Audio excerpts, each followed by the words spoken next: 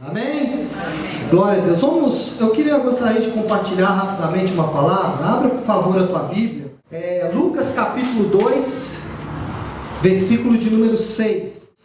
Diz assim a palavra do Senhor: Aconteceu que, enquanto se achavam em Belém, chegou o tempo de a criança nascer. Então Maria deu à luz o seu primeiro filho, enrolou o menino em panos, deitou numa manjedoura, pois não havia lugar para eles na pensão. Amém? Queridos, esse texto faz parte de uma série de ministrações que a gente começou. Na verdade, o objetivo era, em decorrência do Natal, sempre vai chegando próximo do Natal, e a gente ouve muita coisa sobre o principal personagem do Natal, que é Jesus. Afinal de contas, a comemoração é do aniversário, ou seja, do nascimento dele. E muitas vezes as pessoas perdem tempo fazendo estudos sobre a real data de quando Jesus nasceu. Outros falam: olha, mas a árvore de Natal tem um sincretismo religioso, e eles acabam perdendo tempo falando sobre isso e não falam sobre o real motivo pelo qual Jesus nasceu. Por que Jesus precisou nascer? Por que ele precisou nascer de uma virgem? Por que ele teve que se encarnar? O Deus que se encarnou. Por que ele precisou fazer isso? Por que ele precisou viver durante um período na terra? Por que ele precisou morrer depois, em uma morte de cruz? Então, esse é realmente a reflexão que deveríamos fazer no Natal e que muitas vezes não fazemos. Então, nós começamos essa série de ministrações e a ideia era que fosse 2 domingos apenas, mas eu não consegui fazer em 2 e nós já estamos nos arrastando aí, Eu até brinquei com a pastora Flávia que a gente está quase fazendo o dia de Santo Reis, que já está entrando janeiro afora. Daqui a pouco a gente chega no Carnaval e ainda estamos falando. Na verdade, o assunto salvação, o assunto morte e ressurreição de Cristo, sacrifício de Jesus, ele é muito amplo e a gente realmente precisaria até de mais tempo para falar sobre isso. Mas a gente falou de forma reduzida e eu vou aqui em alguns minutos dar uma recapitulada em que nós falamos até agora, só para que você que está hoje nos visitando não se perca totalmente naquilo que a gente falou durante todos esses dias. Qual o objetivo de Jesus ter nascido de uma virgem? Jesus, ele nasceu, irmãos, ele encarnou porque ele precisava corrigir uma falha na natureza humana. Erroneamente, nós acreditamos que Deus é Pai de todos. Isto não é verdade. Se você ler Gênesis, no capítulo 1, a palavra de Deus diz que Deus criou o homem. Deus cria o homem. Pastor, mas se ele criou, ele é pai. Não, ele cria o homem. A partir de Gênesis 4, começa então a primeira geração de homens. E os homens são gerados uns dos outros, cumprindo a palavra de Deus. Porque Deus, quando cria o mundo, ele fala: cada espécie gera da sua espécie. Então peixe vai nascer peixe, leão vai dar leão, e assim por diante. E o homem vai gerar homem. Então, a partir de Gênesis 4 começa a geração dos homens. E o nosso pai verdadeiro foi o primeiro homem, que era Adão. Adão é o pai de toda a humanidade. Pastor, mas eu sempre ouvi que Deus é pai de todos. Eu sempre ouvi que Deus é pai, Tem gente que briga. Deus é pai. Calma. Deus, ele se torna o nosso pai. E eu vou falar sobre isso talvez na semana que vem, pelo andar na carruagem na outra. Eu vou falar sobre um termo ou uma ação de Deus, que é a adoção. Deus nos adota como filhos. O nosso pai, ele é Adão, porque Adão, se você for ler as genealogias da Bíblia, fala: Adão gerou Abel, e depois gerou Caim, Caim gerou não sei quem, e aí vai a geração. Ou seja, Adão gera os outros homens, somos todos filhos de Adão. Bom, como filhos de Adão, temos um problema. Qual que é o problema como filhos de Adão? Adão, como primeiro homem, ele, depois comete o pecado, ele traz sobre si uma doença. Ele traz sobre ele adquire sobre ele uma doença chamada pecado. Lá no Éden, quando ele peca, ele adquire essa doença chamada pecado. E ele, de forma genética, ele começa a transferir para todos os seres humanos essa doença chamada pecado. Então, quando nascemos, quando somos gerados, nós somos gerados com esta semente chamada pecado. Por exemplo, Sarinha, ela nasceu, mas pastor, ela nunca pecou. Ok, ela está num estado chamado de inocência. Ela não é pecadora e também não é santa. Ela é inocente. Até que ela adquira consciência. A partir do momento que ela adquirir consciência, quando ela começar a ter consciência do pecado, aí ela muda de status. Ela adquire, ou ela passa, aquela doença passa a ser ativada dentro dela, que é a doença do pecado. Então, todos os seres humanos, eles nascem com essa doença chamada pecado. Por mais que você seja bom, por mais que você seja honesto, por mais que você seja trabalhador, por mais que você seja tudo, você ainda tem um problema chamado pecado. Pastor, como que eu resolvo esse problema? Aí voltamos para o nascimento de Cristo. Cristo, ele nasceu de forma diferente. Cristo foi o primeiro a nascer de forma diferente. Até Jesus, todos nasciam de um homem e de uma mulher, um homem e uma mulher, um homem e uma mulher. Nasciam assim, eram gerados dessa forma. Jesus foi o primeiro que foi gerado diferente. Como Jesus foi gerado? Deus pega dele mesmo, Deus coloca dentro de Maria e produz uma semente que Pedro chama de semente incorruptível, ou seja, sem a doença do pecado. Aleluia. Então preste atenção, Jesus, ele foi o primeiro que nasceu sem esta doença, para que a partir dele pudesse gerar uma nova geração de pessoas que fossem inoculados, ou seja, que o antídoto do pecado, que o veneno do pecado tivesse um antídoto chamado Espírito Santo. Então, Jesus, ele nasce de uma virgem para que a partir dele nós tivéssemos uma nova raça de pessoas. Daí existe uma doutrina bíblica chamada regeneração. É necessário que eu e você passemos por esta experiência de regeneração. Irmãos, tudo que eu vou falar agora, tudo que eu vou falar nos próximos minutos, você adquire de uma forma apenas, pela fé. Vou repetir, tudo que eu falar a partir de agora, você adquire apenas de uma forma, pela fé. O que é fé, pastor? Fé, tem vários significados, mas em resumo, fé significa você entender com a sua mente, você conseguir racionalizar aquilo ali, mesmo que seja impossível, e você acreditar que aquilo que é impossível pode acontecer. Isso é fé. É a certeza das coisas que você não vê. Então tudo que eu vou falar aqui agora, você nunca vai ver. Talvez você pode até sentir, mas não é obrigatório. Às vezes você nunca vai sentir nada, mas se você acreditar, se você tiver fé, você adquire tudo que eu estou falando. Uma das coisas que você adquire é essa regeneração. Pastor, quando é que essa regeneração acontece? Bom, a regeneração, ela é acompanhada de uma necessidade profunda de Deus. E ela é acompanhada de arrependimento. Você reconhece que algo em algum lugar não está bom. Muitas vezes você nem sabe falar o que é. Mas você fala, algo em algum lugar não está bom. Isso é a necessidade de Deus. A partir daí, Deus começa a trabalhar a regeneração, que não é um ato contínuo, é um ato imediato.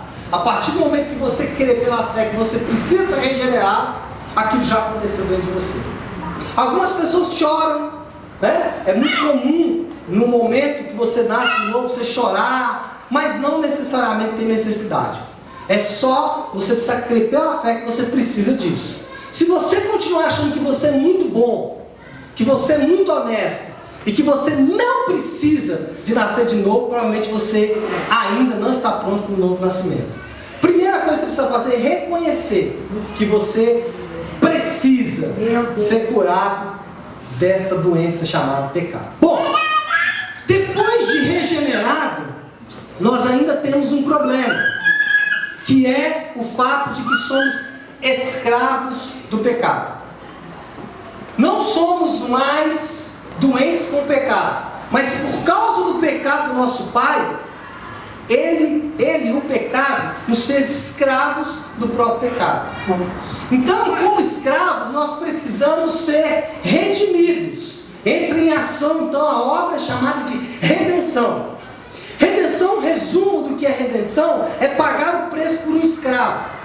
Deixa eu até citar a frase que eu escrevi aqui, que eu acho muito interessante, que fala o seguinte: redenção é dar um valor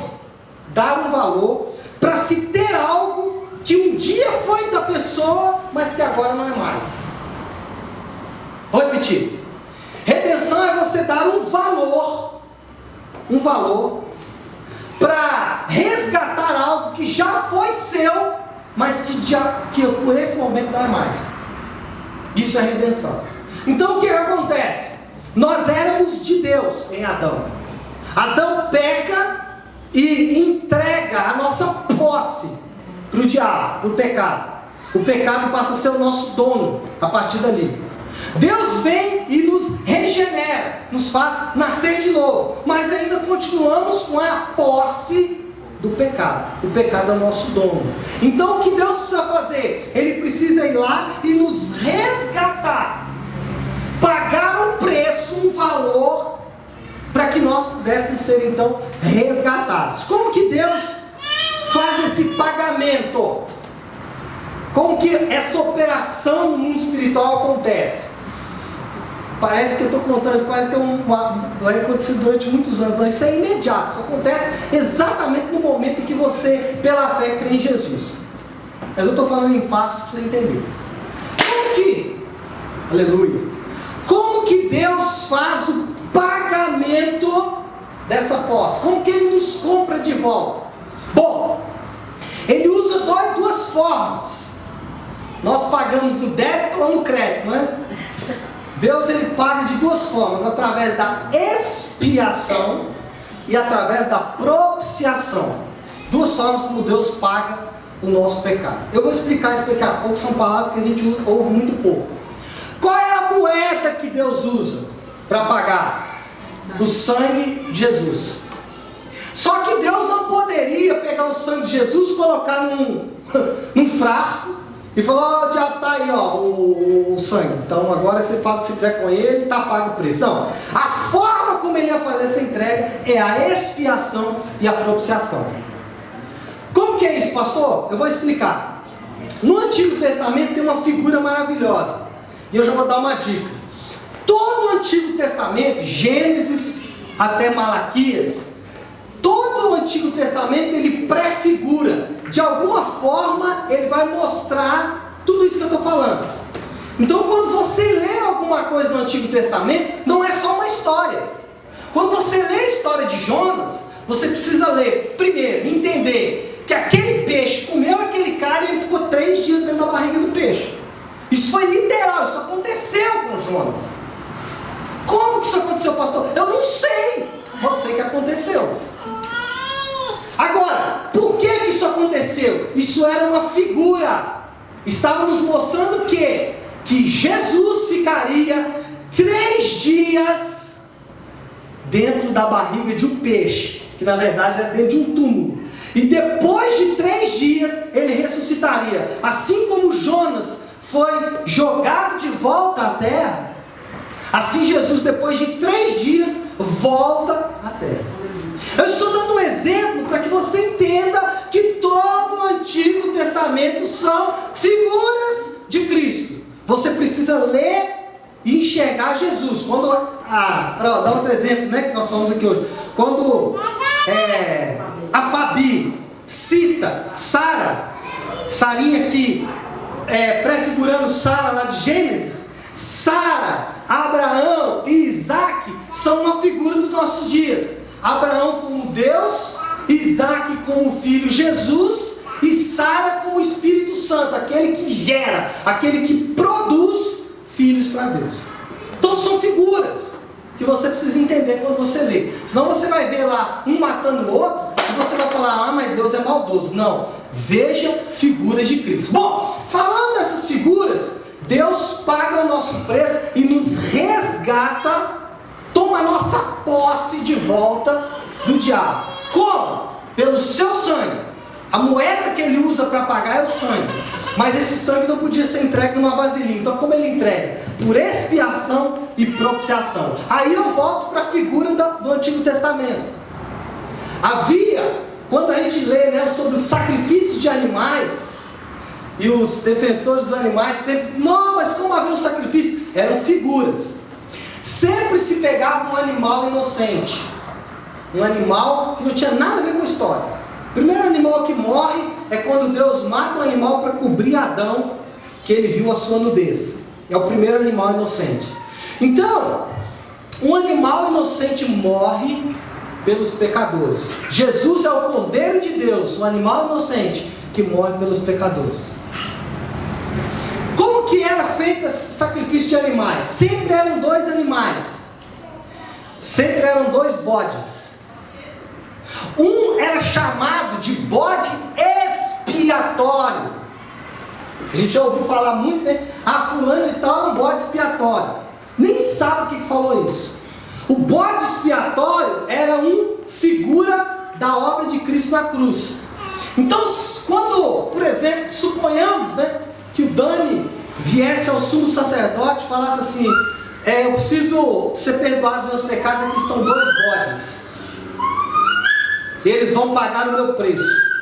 Então, o que o sacerdote fazia? Colocava a mão na testa do Dani e também na testa do bode. E transferia os pecados do Dani para o bode. Pegava aquele bode e soltava no deserto, para que ele levasse os pecados do Dani. Isso era expiação. A propiciação que era inclusive o assunto que eu ia falar hoje. Vou falar de forma resumida. A propiciação era um valor a ser pago, uma oferta que deveria ser entregue como forma de reconciliar 2 partes que estavam brigadas. Então, por exemplo, né, quando a gente como casal briga, e aí a gente quer se reconciliar, a gente vai lá dar um beijinho, não é assim? É assim ou não é? Quem é casado tem certeza, diga amém. Então quando você briga, ainda mais quando você viu que você fez bobagem, aí você às vezes leva um presentinho, né? Amor, estava pensando em você e trouxe aqui o que você gosta de comer. Enfim, a propiciação, irmãos, ela é um presente dado para que aquelas partes possam se reconciliar. Durante todo o Antigo Testamento, a gente vê várias figuras desta propiciação, né? Por exemplo, quando Isaac vai ser sacrificado, ele é um tipo, né? Uma figura da propiciação, um presente que vai ser entregue. Um outro que eu gosto muito, Davi, para a construção do templo, ele entrega uma oferta e fala assim: todo o meu tesouro eu entreguei por isso. Todo o meu tesouro, tudo que eu tinha eu entreguei por isso. Jesus, anos depois, conta uma parábola. Ele fala assim: qual homem que achando um tesouro, cavando e achando um tesouro, não vai lá, vende tudo que tem, compra aquele terreno aonde está o tesouro?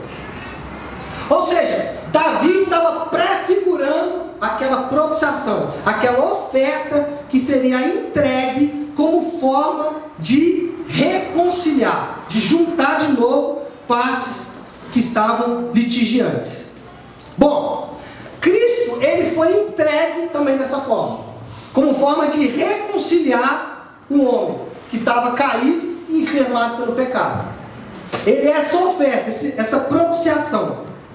Propiciação significa, vou de forma muito, como é que chama? Conceitual, dizer o que é propiciação.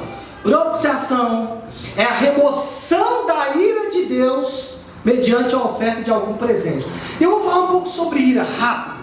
Porque quando a gente fala sobre ira de Deus, a gente tem como mensagem principal cerebral a nossa ira. Por exemplo, quando o nosso filho faz raiva, a gente fica irado.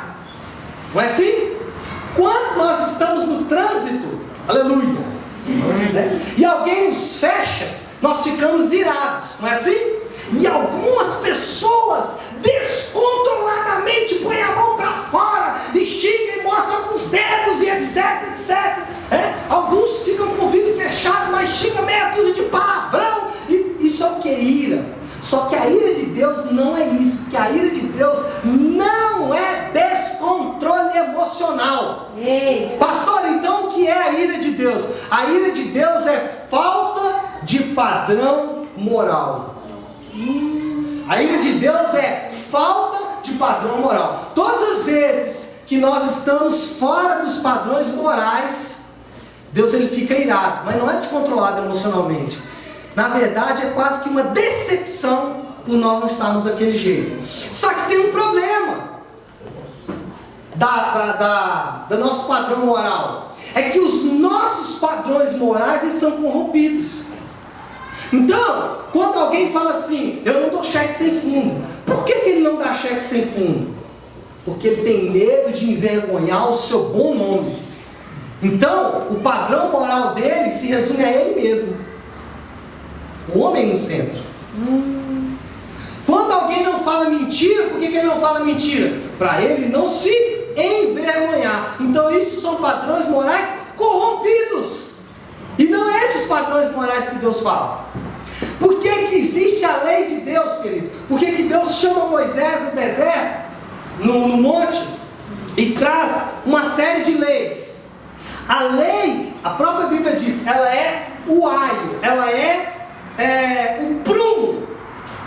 Ela é algo que pode dizer, essa parede está torta. Um pedreiro ele pode olhar e falar, a parede está torta, mas ele só consegue realmente mostrar que ela está torta quando ele passa o prumo. A lei é o prumo. Quando a lei passa, a gente vê que está torto. Só que só podemos resolver o problema moral em Jesus, porque Jesus, ele é o padrão moral estabelecido com ele no centro.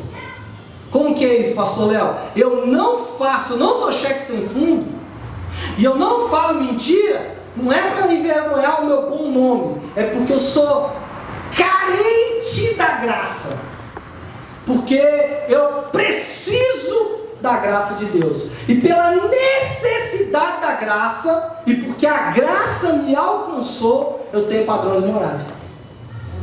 Então isso é ira de Deus. Amém ou não? Amém. Bom, era muito comum no Antigo Testamento alguém enviar uma oferta que era um presente, entre dois reis, para cultivar a amizade entre eles. Também uma prefiguração da propiciação de Jesus, como oferta. É interessante que propiciação, o verbo derivado de propiciação é kepir ou kippur, que é o dia do perdão. Os judeus até hoje comemoram o Yom Kippur, o dia do perdão, que na verdade era uma prefiguração sobre o dia da propiciação, o dia que a oferta seria entregue, o preço da oferta seria para que partes que estavam litigiantes pudessem se reconciliar. Quais eram as partes que estavam litigiantes? Deus e o diabo? Não existe guerra entre Deus e o diabo. Não existe separação entre Deus e o diabo. Então, quais eram as partes que eram inimigas, pastor? Já que a oferta foi entregue como propiciação para reconciliá-las. Nós e Deus. Meu Deus! Nós e Deus. A Bíblia nos chama diversas vezes de inimigos de Deus. Então era necessário que a propiciação fosse feita para que pudéssemos ser reconciliados. Meu Deus. Pastor, mas eu não sou inimigo de Deus, eu amo Deus. Os nossos pecados fazem separação entre nós e o nosso Deus. Meu Deus. Você o ama, mas ainda assim era inimigo. Bom, quando a gente vê a crucificação, eu gosto sempre de usar esse exemplo, e se você tiver curiosidade, veja o filme Paixão de Cristo. E quando você vê os romanos chicoteando Jesus, quando você vê os romanos cuspindo em Jesus, quando você vê os romanos ou até os próprios judeus maltratando ele, zombando dele, quando você vê eles colocando uma coroa de espinho na cabeça dele, quando você olhar a crucificação e você vê, por exemplo, que a cruz, há um estudo que diz que a cruz que Jesus usou era maior do que o corpo dele, que aquela cruz estava pronta para Barrabás. E aí o que eles têm que fazer? Eles têm que encaixar Jesus. Então os estudiosos dizem que eles amarraram Jesus de um lado da cruz e esticaram ele para que ele coubesse na cruz. Meu Deus. E o ombro dele foi deslocado para que ele coubesse na cruz, porque a cruz era para Barrabás. Quando você olhar aqueles homens e você ver toda a crueldade deles, você tem que se lembrar que eles são apenas uma figura minha e sua. Portanto, quando ele estava sendo maltratado, quem o estava maltratando era nós. Porque a cruz que era para Barrabás prefigura nós. Ele toma o nosso lugar para nos reconciliar com Ele mesmo. Com Ele mesmo. Isso é reconciliação. Bom, depois de tudo isso, eu gosto de falar sobre isso, que todo mundo fica caladinho, ninguém dá glória a Deus, aleluia, né? Depois de tudo isso, queridos, nós ainda tínhamos um problema, que era a justiça. Nós não éramos mais escravos, mas como pecadores éramos criminosos. Fomos reconciliados, né? Deus toma a nossa posse de volta, nós agora pertencemos a Ele, foi feita a expiação, fomos reconciliados, foi feita a propiciação, somos dele, não somos mais inimigos dele, pertencemos agora a Ele. Só que tinha um problema, éramos criminosos, e como todo criminoso, a justiça, ela precisa ser saciada. Bom, a sentença de morte, aliás, a sentença para o criminoso foi descrita em Romanos, no capítulo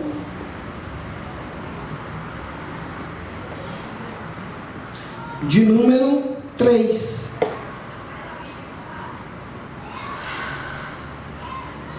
Capítulo de número 3, Romanos, versículo 23, não precisa abrir. Eu vou ler para você. Romanos 3, 23 é a nossa sentença. Se você ler Romanos 3 anterior, vai falando que os homens pecaram e etc, etc. Deixa eu ler essa parte. Romanos 3, 19. Presta atenção. Romanos 3, 19. Abre aí. Abre aí. É porque eu estou sem o meu computador, está me atrapalhando. Abre aí, Romanos 3, 19.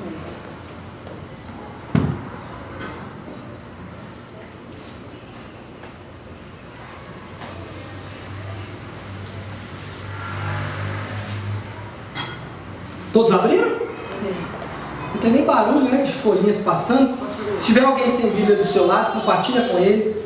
Diz assim, Romanos 3,19. Ora, Paulo falando, né? Ora, sabemos que tudo que a lei diz aos que vivem na lei o diz para que se cale toda a boca e todo mundo seja culpável perante Deus. Presta atenção aqui, olha aqui para mim um instante, deixa aberto aí.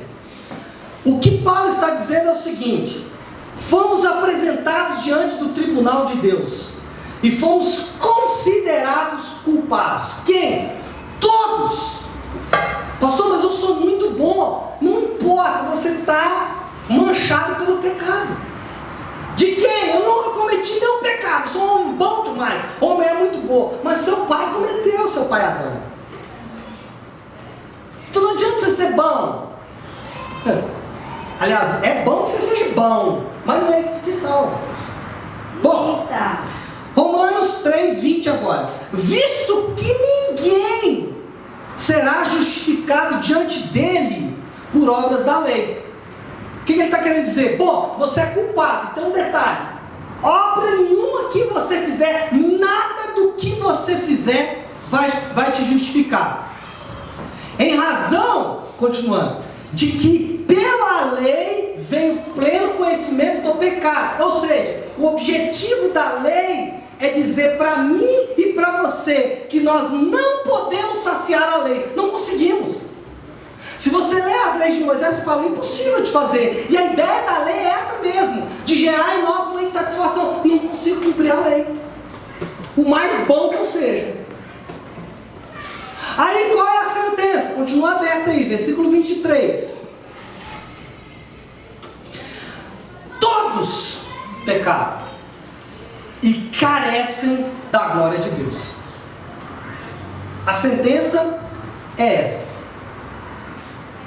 Diante do juiz, irmãos, essa é a condição do homem.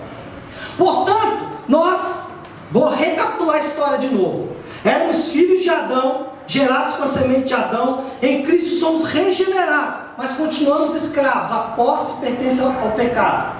Aí Jesus toma a nossa posse de volta. Como? Ele usa o sangue dele como expiação e propiciação. E ele nos reconcilia, nos tornamos de novo amigos de Deus. Só que ainda temos um problema, somos criminosos. Viu em Romanos 3? Todos pecaram. E qual é a sentença do criminoso? Morte. Por isso ele precisou morrer. Ou seja, com a morte de Jesus, a justiça de Deus é saciada. Então, Deus se encarna em Jesus para saciar a própria justiça, porque eu e você não podemos fazer. Meu Deus! Ai, meu Deus! Que doido isso. Com a justificação, nossa culpa do pecado é completamente anulada. Completamente anulada. E eu vou voltar lá no início da pregação para dizer para você que tudo isso que eu estou te falando só tem uma forma de você adquirir: pela fé. Ou seja, Jesus ele não quer que você participe de nada. Ele vai fazer tudo.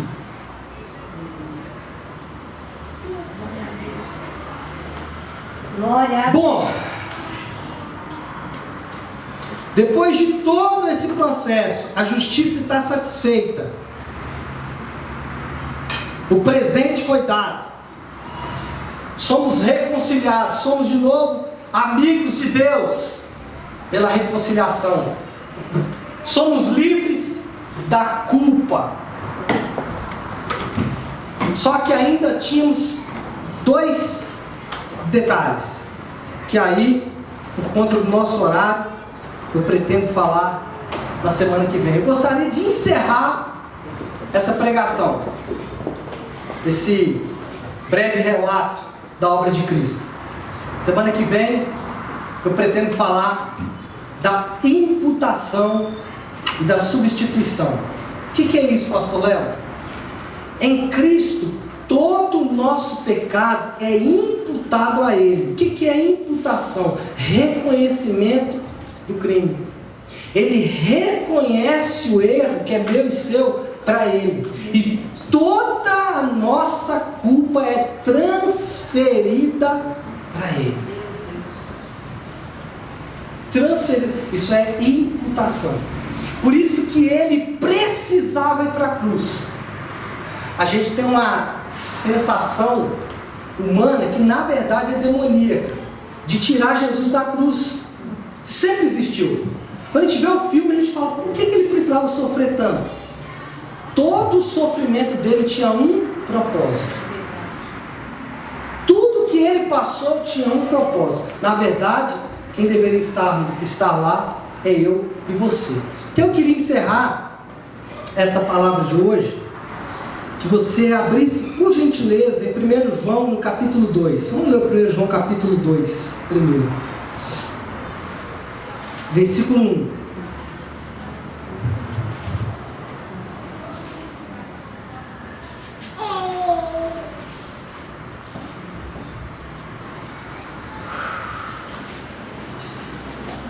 Irmãos, propiciação, a oferta que foi entregue, mostra uma coisa.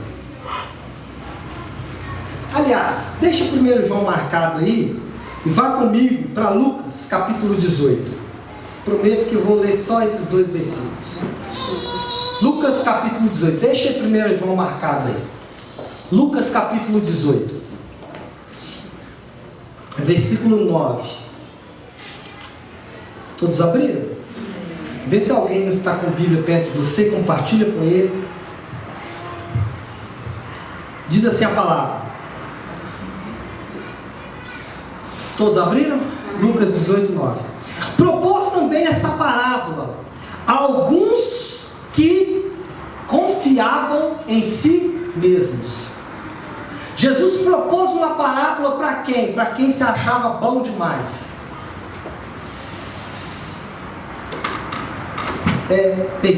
Alguns confiavam em si mesmos, por se considerarem justos e desprezavam os outros. Irmãos, olha aqui para mim um instante. Olha para mim um instante, que eu vou falar que é muito sério. Não existe diferença para mim, estou aqui pregando, para ela que está sentada aqui, para ele, para ela. Não existe diferença entre nós que estamos sentados aqui ouvindo esta palavra e alguém que está passando aqui na rua agora drogado. Não existe diferença. Por quê? Pastor, eu achei que eu era melhor que ele. Não. Todos nós somos carentes da glória de Deus. Todos nós somos necessitados da graça. Ninguém é melhor do que ninguém. Estamos na mesma vala. Na mesma vala. Mesmíssima. Olha aqui, eu vou continuar lendo o texto. Versículo 10. 2 homens subiram ao templo com o propósito de orar. Um fariseu e o outro publicano. Deixa eu explicar isso aqui rápido. Fariseu era o religioso da época, o considerado crente. E publicano era o considerado sujo, pecador imundo. Então sobe ao templo para orar duas pessoas. Olha aqui para mim, presta atenção. Um muito bom e um outro muito ruim, aos olhos humanos, ok? Versículo 11. O fariseu, presta atenção, o fariseu era o bom, não dava cheque sem fundo, falava mentira, não traía a mulher. E o publicano era o pecador sujo, presta atenção. O fariseu posto em pé, orava de si para si mesmo, desta forma. Olha como que o religioso ora. Ó Deus, graças te dou, porque não sou como os demais homens. Eu não roubo. Quem já ouviu isso? Tem gente que fala assim, eu não vou para o céu, ou também não vou para o inferno. Porque eu não sou muito bom para o céu, mas eu também não sou muito ruim para o inferno.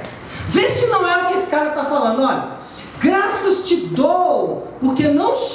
os demais homens, roubadores, injustos e adúlteros, nem ainda como este publicano. Versículo 12: jejuo 2 vezes por semana, dou dízimo de tudo quanto ganho. Só um parênteses aqui antes da gente entrar no 13. Você já percebeu como que a gente tem uma necessidade de jogar confete em nós mesmos? Não, porque eu sou bom, eu ajudei minha família, eu não sei o que, eu fiz isso, eu aconteci, só eu sempre. Meu Deus! Era isso que esse fariseu estava fazendo. Eu sou muito bom, Senhor. Tem gente que fala assim, é tão bom que só falta Jesus. Ele não é bom. Agora, versículo de número 13.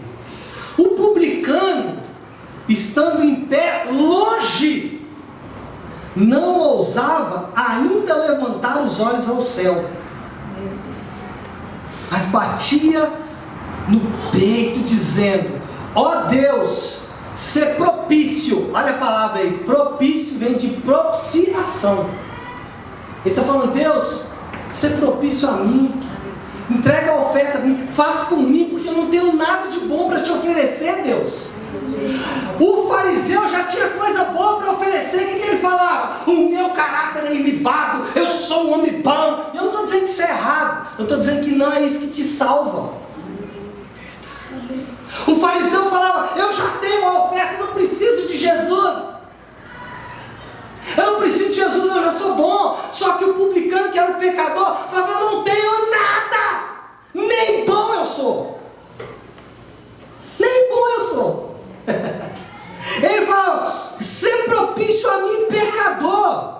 Versículo 14, Jesus conclui a história dizendo: digo-vos que este quem? Publicano, desceu justificado. Olha a justificação de novo. Desceu livre da sua culpa, porque ele não tinha nada para oferecer para Deus.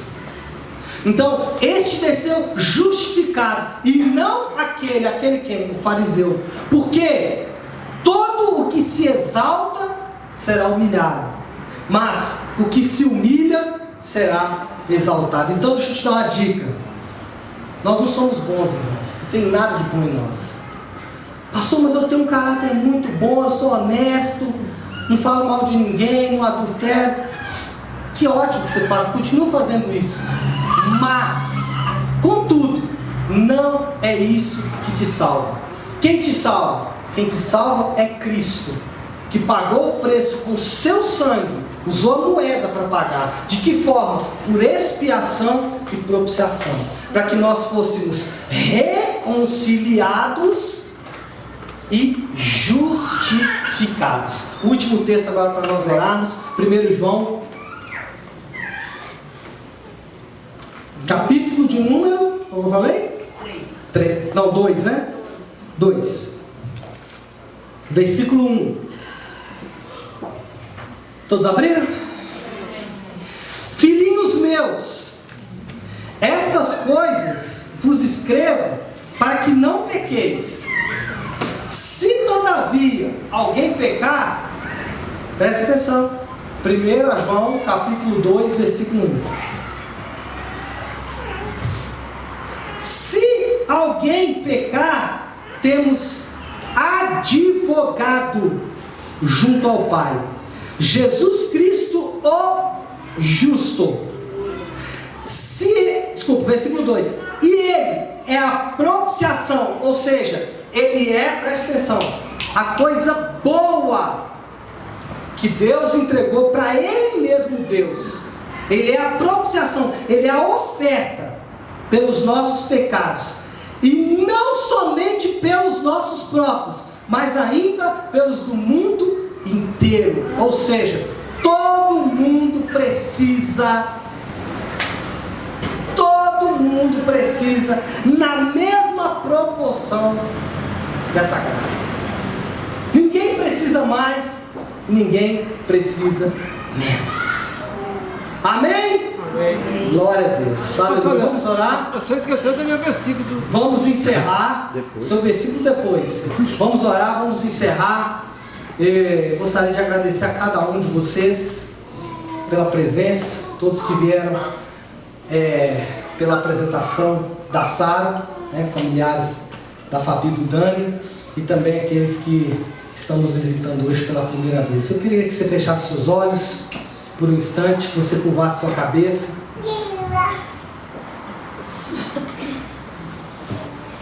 Queridos, o que podemos fazer com uma palavra como essa? Você pode sair por estas portas considerando tudo que eu falei como bobagens. Talvez você nem prestou atenção no que eu falei. Você pode sair por estas portas e continuar conduzindo a sua vida da forma como você quiser. E isso não me torna melhor do que você. Eu ainda vou precisar da graça assim como você. Eu ainda vou precisar desta obra que eu falei assim como você. Agora, por outro lado, se você ouviu tudo isso, e isso, apesar de termos algumas terminologias que você nem compreende direito, mas você ouviu o que eu falei e você sentiu uma necessidade, em algum ponto dentro de você mesmo, você sentiu necessidade de corrigir, você sentiu necessidade de ajustar alguma coisa.